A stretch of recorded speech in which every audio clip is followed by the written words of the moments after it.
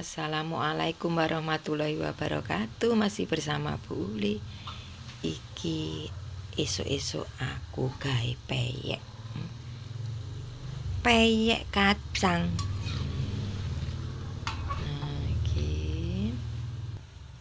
Iki mau tepung beras, miri, tumbar, bawang, karo penyedap rasa uyah.